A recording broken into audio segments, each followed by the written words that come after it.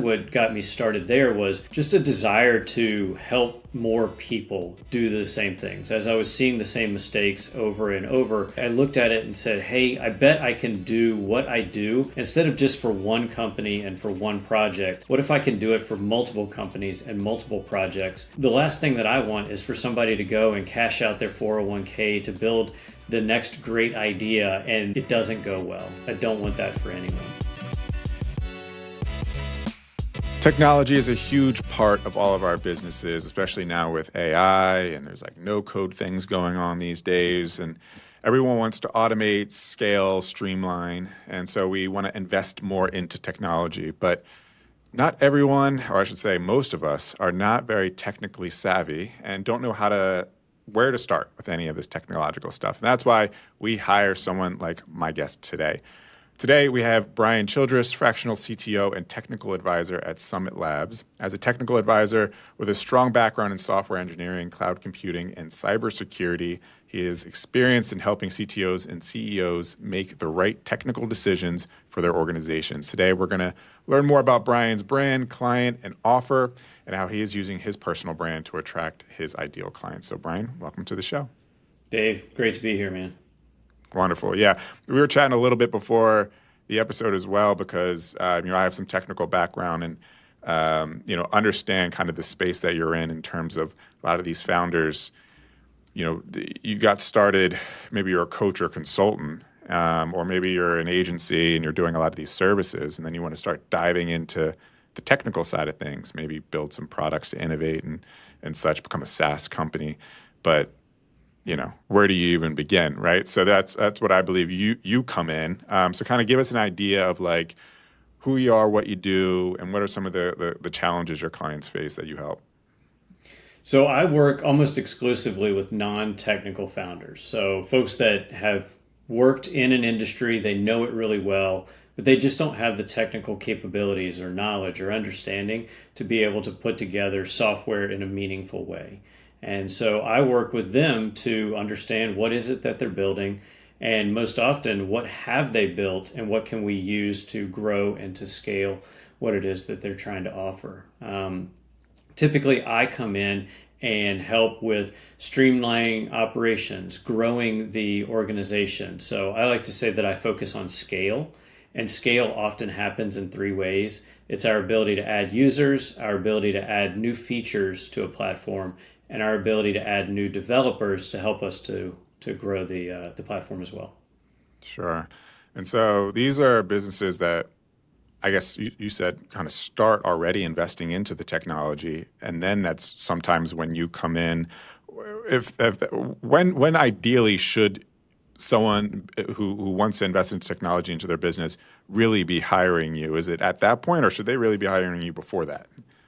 Ideally, right, in the perfect world, they're hiring me well before, and we get to have a conversation before they ever hire a developer or start writing a single line of code. We get to talk about what is the process that we can go through to build out the best software in a way that we have the highest likelihood of success.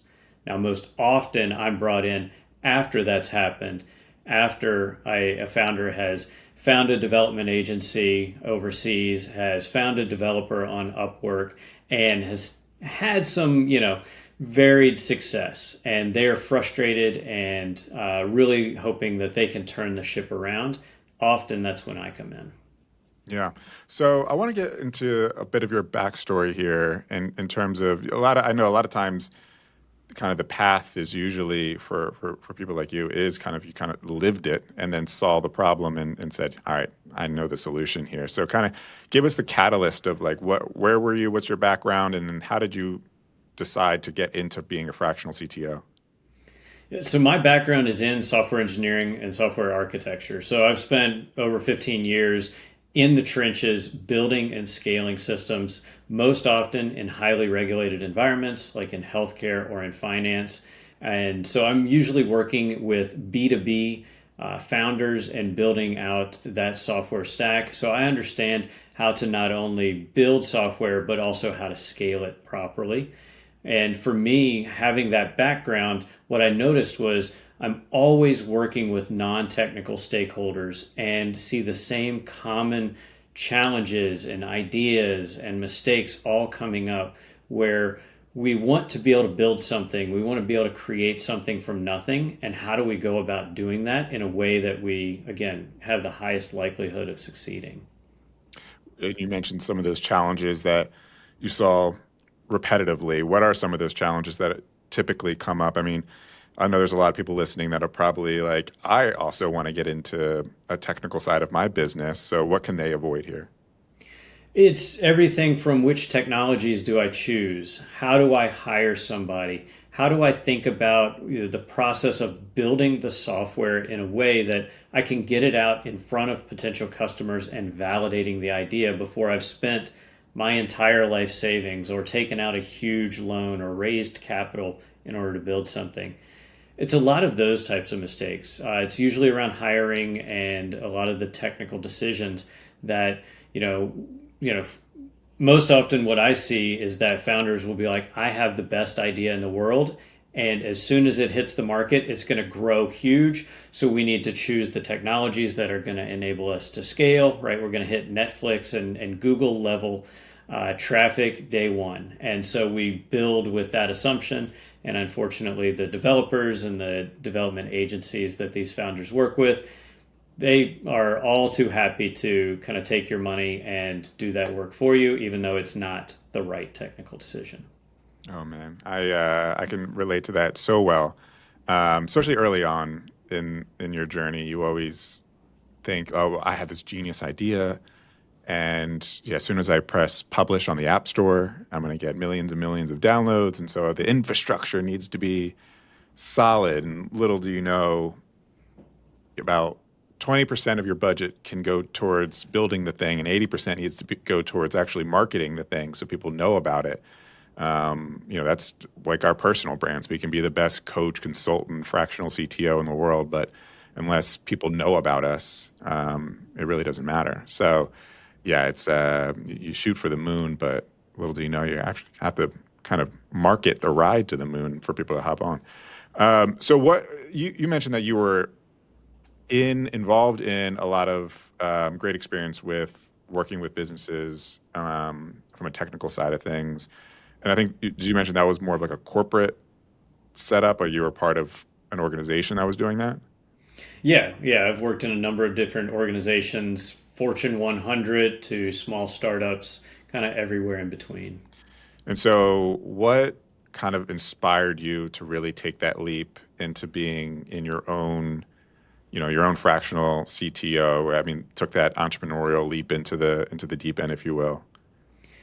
So I didn't, say goodbye to my W 2 right away. I did quite a bit of moonlighting on the side just to see, hey, can I make this work? Do I enjoy the work? And really, what got me started there was just a desire to help more people do the same things. As I was seeing the same mistakes over and over, I looked at it and said, hey, I bet I can do what I do instead of just for one company and for one project. What if I can do it for multiple companies and multiple projects, and really working with those founders to help almost protect and guide them in some way? Because the last thing that I want is for somebody to go and cash out their 401k to build the next great idea, and they just, it doesn't go well. I don't want that for anyone. So. Yeah, I love that word there, protect, because it is, as you mentioned, founders can have this thought in their mind that like, oh, they have the next Uber of blank, and they're going to go all in on it. And does take someone like you just to be like, all right, let's maybe, but let's be a little bit more methodical and wise with these next steps. That's great. So, all right, you took that leap into entrepreneurship and kind of ventured out on your own. You mentioned there was kind of an in between phase where you still were at your corporate job, but then you were taking on some clients on the side. What were some of the initial tactics you were using to get your first client through the door? So I realized that as much as I'm not a social media guy, right, I needed to be on social media. I needed to be visible and aware to my potential clients. And so that meant everything from starting to post on social media for the first time and going through that scary phase to going out to networking events and presenting myself as this person who can help out. Even though I hadn't really done it for my own clients before, but I needed to start to get myself out there so that folks knew this is what I was doing. It was a bit of a journey to find what was it that I was offering, right? Most of my background was just building software. And so I can continue to offer that and that people will pay for it, but that has become very largely commoditized. So, what was the differentiation for me that really set me apart from others in people's minds as they were talking and as they were, maybe hearing a friend who was looking for some help on something that they would think of me first? Mm. Yeah. So what was that? I mean, I think we all kind of go through that journey of differentiation, especially nowadays. It's really easy for anyone just to spin up a side business or jump into entrepreneurship, and everyone's kind of a little bit of a copy paste from each other very easily, especially early on, because you just want to be successful. So you're like, whatever this person's doing, I'll do what they do, or I'll say what they say in their marketing. So what was that journey like to find your differentiation, and then kind of can you define what that is for you today? So I knew that it needed to be software based. That was where my strengths and my knowledge was. But I started building websites for wedding venues and for insurance agencies, and realized like, yes, I can do that. I can find clients. I can get paid to do work. But it wasn't what I enjoyed or where I really thrived. And what I found was I really am really good at translating between the deeply technical to the non-technical. I'll use a lot of grocery store analogies when I'm explaining deep technical concepts to a non-technical founder in a way that it makes sense, and not just makes sense, but is valuable for their understanding of how the technology is actually impacting their business and some of the things that they are thinking they need, why they don't really need it. And I can't just use a bunch of jargon and abbreviations like most technical people do, but I found that I did really well at that. And for me, what has really set me apart is how much I focus on simplicity. Most technical people, most software engineers and architects, they love the technology, and I do too. But the technology isn't the thing, right? It's what does that technology do for the business? And the simpler that we can make that, the more successful a business can be. And so I really focus on removing complexity in name of simplicity. Hey, Blueprint fam, if you're enjoying today's episode and finding my guest insights valuable, then you'll definitely want to subscribe to the Personal Brand Blueprint podcast as we drop weekly guest interview episodes just like this one.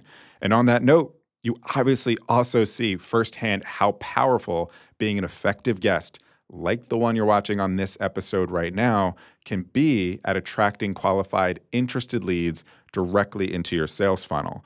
But I know what you're thinking. You want to get into guest podcasting, but starting feels confusing and overwhelming. What equipment do you need? And how do you look and sound great? And how do you turn listeners into leads? I know this because so many of my guests had these exact problems in the past. And that is why I created the Podcast Guest Mastery Blueprint. It's a simple but powerful breakdown on everything you need to look, sound, and convert great as a podcast guest. Everything from how to set up your recording area to what equipment you need to look and sound great on camera, and what to say on podcasts to stand out, be memorable, and earn the audience's trust. And then that one key strategy to turn listeners into leads. I'm telling you, this isn't just another checklist. This is a step-by-step blueprint to make sure you look, sound, and present your best on podcasts so you can convert that attention into leads and ultimately new business. I honestly was thinking about selling this for like $97, but I'd rather give access to this guide to my Personal Brand Blueprint podcast audience for free. So if you are ready to become a sought-after podcast guest and use it to generate leads and build your personal brand, and grab your copy of Podcast Guest Mastery Blueprint at davepoly.com/podcast blueprint. You can find the link to that in the show notes below. Again, that's davepoly.com/podcast blueprint, and start turning podcast interviews into business. Again, it's completely free for being a loyal listener, so definitely check it out. Cool? All right, let's get back to the conversation. Yeah, it kind of reminds me of just the concept of Apple in general, where there was, early on, still to a degree, but Steve Wozniak and Steve Jobs, and Steve Wozniak was the technical nerdy, loved the real technical side of the business. But then Steve Jobs was like, I love that too, but we need to sell this to non-technical people. We need the everyday person to buy this as well. They have no idea the RAM and bits and bytes are. How do we simplify this into something that like is consumable? So yeah, simplicity sells, as they say. So I can see the importance of what you're doing there for them. What's kind of some of the common problems that people are seeing? You're coming in sometimes a bit later in the process where they're already maybe struggled with a few Upwork developers and some people. What are some of the things that you kind of have to the problems you kind of have to scrape away and restart with or fix usually when you come into a new business? Most often, what I do when I come in, once I get an understanding of what is the problem that we're solving and what do we already have in place, not only from a technical standpoint, but from technical resources as well. There might be a tech team that I'm working with. When I understand that, then I look for what can we take away? What do we no longer need? Because most organizations, again, are just a word salad of technical terms and technologies and platforms that we just aren't necessary to be there in order to solve the problem. And unfortunately, what I see a lot is that tech teams will bring in additional complexity mostly because they're bored, because they're like, ooh, this is interesting, this is exciting. Netflix or Facebook are using this, we need to use it too. And so they'll bring it in and not realizing just the amount of complexity that one small technical decision will actually have for the tech team and for the business. And so I come in and just really start to strip away as much as possible, get back to what we need at its core, really first principles thinking, and then we grow and we scale from there. So these companies, they're feeling a pain because clearly they're trying to build something technical, and whatever path they went down, whoever they hired, is just not getting the job done, whether it's the quality, the turnaround, the price point, whatever it is. And so I would imagine they feel the pain. And then you are out there trying to promote yourself to say, I know what pain you're going through. I have a solution. Where are you going and how are you getting yourself out there to try to meet these companies where they are while they're feeling that pain? Because I imagine it's a very specific moment that they're in where they're like, man, we're really trying to build this product and we're just struggling here. We need X. Like, how are companies aware of that problem, and are you able to just kind of identify that? And if so, how? I think I am. At least I hope so. So really, what I've found works well for me is I first chose LinkedIn as my platform. I figured that's where most of my potential customers are going to be. And I just talked about the things that I solved, the challenges that we had, and then what was the outcome. And I found that the simpler content, the simple posts that really highlight and speak the exact scenario out of what's going on in the organization and what did we do to fix that particular issue has really resonated with a lot of people. And so that just continuing to speak about what am I seeing out there. For a long time, my content, whatever you read today, was based on what happened yesterday. So it was very, very relevant for whatever team or project I was working with that particular day. So is that be you're actively working on something with a client, you see maybe like a mini case study that occurred within that moment, and you say, let me translate this moment into a piece of content, publish that, and then that seems to be resonating with others that are maybe also going through something similar. And is that so? Are you actively then reaching out and connecting with new people on LinkedIn, or do you find that that's more of an organic thing? People are engaging with your content, and that content spreading to like-minded other accounts, and they start following you, or are you actually going out and connecting with potential prospects? So it's a little bit of both. I would say mostly it's inbound type of organic connections. So when somebody engages or connects or follows me, then I will reach out and try and start a conversation. But I'm not doing a ton of just cold outreach for prospects, really. A lot of it is just based on building that trust with my content and then, really speaking to them, showing that I know who they are, the challenges they're going through, the thing that keeps them up at night. And really, they can see themselves in my content, and then that brings them into my world. Yeah. And when you say content, what types of content are you creating for LinkedIn? Or is it, are you publishing it on multiple platforms in different formats and such? So dominantly, it's just text form. It's short form kind of text. I have started to venture into video, and so a lot of times podcasts that I'm on, I will take and break up into shorter 45-second, 1 minute type clips and post those. And playing around with different platforms, but dominantly, I think my comfort zone is always text on LinkedIn. Yeah. Yeah. Video is always the tougher one for a lot of my clients and just everyone in general, because it's much easier to type something out. You have the time to actually, organize your thoughts and clean it up and all that. But yeah, as soon as you press record, but yeah, that's why I know you obviously are doing podcasts, and that feels a bit more natural. I mean, there's obviously a learning curve, or a comfortability curve for a lot of people. But how have you found your podcasting experience in terms of, you mentioned you're trying to get more on video and, showing up on a video podcast and using that to repurpose for other social assets and such. How has that played a factor in maybe tapping into new audiences, getting new clients, and or maybe just using that content for like a text post on LinkedIn or something and finding traction there? So really, I've done a mix of all of them. I've really enjoyed podcasting in a way because I actually get to connect with the host. We get to have a solid 30-minute conversation, just you and I. And through those particular connections, I've been able to land multiple clients just from that, where the host had a particular need and what we spoke about met that need. So continue to engage there, taking the longer form content, breaking it up into multiple shorter form videos and posting those. Taking the long form transcript and then identifying, maybe we talked about a particular framework or a case study, pulling that out and turning that into text content as well. Yeah.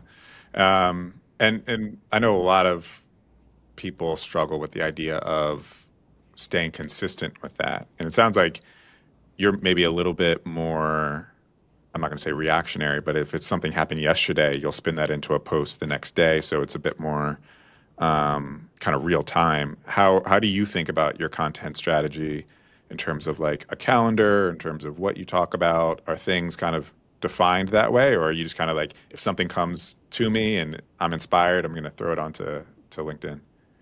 I'd love to, take the Justin Welsh approach and write a Yeah. newsletter and then break it into 12 different types and of this type and that type. I've found that because of the work I do with clients every day, I have no shortage of things that I can talk about of, just different scenarios or even things that I've heard on a podcast, someone else's opinion on something. I'll form my own opinion and post about that. And so I think maybe it's my own nature, but I tend not to have that calendar as much as I would love to have 3 months worth of content already ready to go. Yeah. So content, podcasting, and those are some that it seems like you're kind of investing your time and effort into now. What were some of the maybe ways throughout your personal brand journey that strategies that you attempted to attract clients through this kind of strategy and realize, well, this may work for some, but it's just not working for me. Anything that our audience can kind of learn from in terms of maybe what not to focus on? Two things come to mind. One was I wanted to have a newsletter, and I still have a desire to have a weekly newsletter. But again, the content and the consistency have just been a challenge or a weakness for me. The other is something I really enjoy, which is conference speaking, but that hasn't really brought in any real contacts or clients really. And I think that's just more a nature of the topics that I tend to speak on at conferences and the conferences themselves. What's the audience there? They tend to be very technical. There are other, kind of fellow software engineers. And for me, that's not who I'm selling to. I'm selling to their boss or their boss's boss. And so I've been brought into conversations based on conference talks that I've given, but it hasn't really led to a ton there, which I'm okay with because I still enjoy sharing that knowledge and experience. Sure. I guess then on the flip side of that, are some things that you're looking forward to trying out that you haven't yet in the next just 12 months? Anything that you're seeing maybe work for some competitors or anything that you would want to sink your teeth into as well? So I think for me, I really want to dig into short form video, right? Instagram Reels and shorts on YouTube.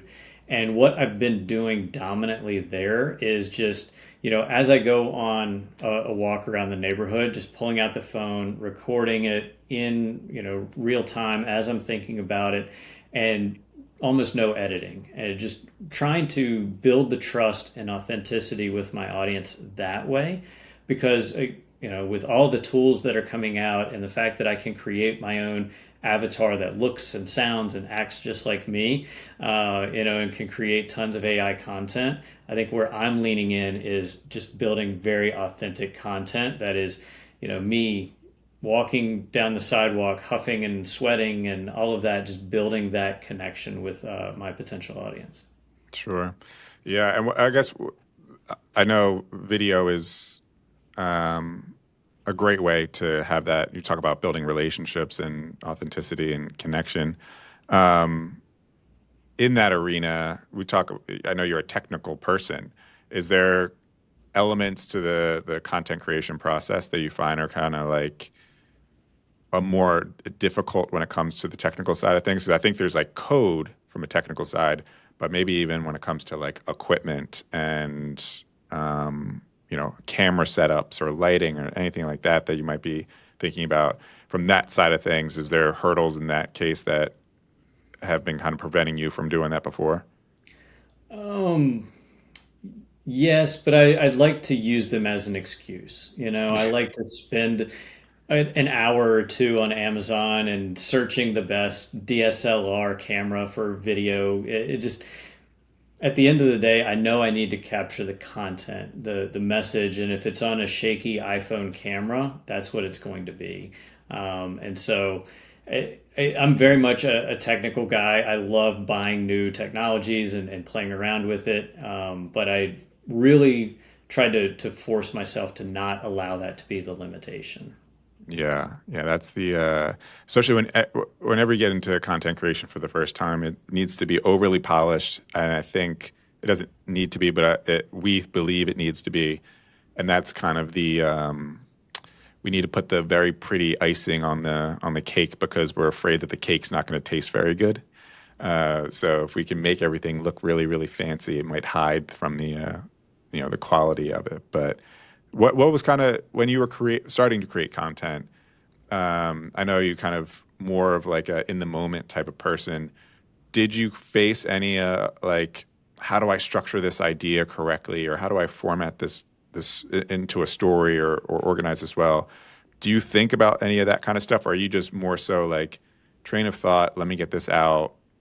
Doesn't matter if it's like the fancy format or anything like that. Is it more like organic and fresh that way? I really try to make it more organic. I guess I pay more attention to the hook now, the first one or two lines that I know that are going to be available on LinkedIn if you're scrolling through. But I try and just tell the story and make it a little bit more visceral for the person that's going to be reading it.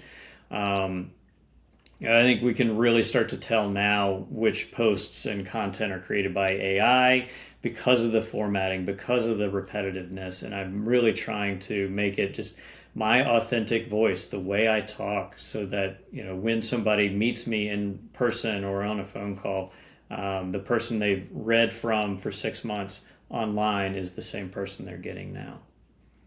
And you've mentioned part of your strategy is taking real life examples that happened the previous day and kind of just putting that into a story and making that into a post. Has there been certain topics that really resonate well with your audience? I mean, especially, I would imagine people who are feeling the pain of the technical project that's just not going well. Is there kind of certain topics, keywords, approaches to your content that seem to just always get, perform really, really well whenever you post something like it? Yeah, I would say the posts that for me go viral are all around simplicity. Here's what I walked into and how complex it was, and here's how I removed 80% of the complexity and how we were able to then deliver a project that had been stalled for 6 months. We delivered in 3 weeks. Mm. Really speaking to the simplicity, the ways that I think about, how do we solve with technology, the fact that we don't need a lot of what the big organizations are doing in order to provide for our customers. Really speaking to that has really done well for me. Yeah, I think that kind of storytelling of like a mini case study, and then at the end of that, are you providing any like call to action, or are you just kind of letting that sit, kind of let the reader, the audience, kind of marinate on that and think, oh wow, this person gets what problem I have. I'll take an action, or are you also guiding them to a next step in your posts? Uh, it's a mix. Sometimes I will put a small call to action. Hey, send me a DM. I'd love to chat. If this is you, if you'd love to read more or anything like that. What I've found it gets better engagement is if somebody does something where they like or give some sort of reaction, and even better if they comment on it. If I can really go back and connect with them, either in the comments there for everyone else to read or in a direct message, that I've found does really well. Now, it is something that it takes quite a bit of work on my part to just kind of keep up with those conversations. But I found that is really, really valuable. One thing that when I was starting down the content journey that someone shared with me that really, really resonated was like, so 90% of the people on these platforms only consume, they do nothing else. And let's say whatever the percentage is, but maybe 9% will engage, they will react, they will leave a comment. And then it's the other 1% of us that are actually creating the content. So really, it's 99% of the people on these platforms do very little, if anything, other than consume. And so just putting more out there for others to consume has been really valuable. How has it been? I know you take less of like an outbound approach with your client acquisition strategy here, but I know LinkedIn's getting very kind of oversaturated with the pitch slapping, if you will. Have you run into any of like people who are kind of weary of you reaching out, or has it been just so organic anyway that people have been more so just coming knocking on your door and it hasn't been as much of a problem? I've definitely seen a serious decrease in engagement and impressions, like a very significant amount. Um, but from when somebody, let's say they send me a connection request, I will get an idea of who they are and will say, hey, Dave, thanks for reaching out and connecting. I'm curious if you're here for the content or for fill in the blank. If you want to grow in your career or for, improving your technology, right? The things that I'm trying to sell to them, um, that will start a conversation. And some people will say, they'll either do nothing or say, I'm just here for the content, or they'll try and sell me, their consulting or their software or whatever it may be. Yeah. So, um, Yeah, I find that that's typically like when I get requests, 99.9% of them are people who are just trying to sell me something. Usually, I think maybe 4 or 5 years ago, outbound on LinkedIn would get more results than probably what it does now. And it's still, there's still an opportunity there, but um, I think that people have just become a bit wise to the strategy, and now there's outbound agencies that you can hire that just do that all day, every day, and it's not even the person making the requests and automations that do it for you. And so, yeah, I think the when you see new requests come in, I'm very weary of like, okay, where's this going to lead? yeah. But that's why I love, content is what you're saying in terms of like the people that are interested and see that content, they'll reach out to you. Is it usually, do you have um, anything set up in terms of like a funnel that people would go through or like a contact page or Calendly from so people are see your content, maybe go to your profile, and then is there things there that you're sending them to, or is it mostly like let's just connect in the DMs and you'll organize the next steps from there?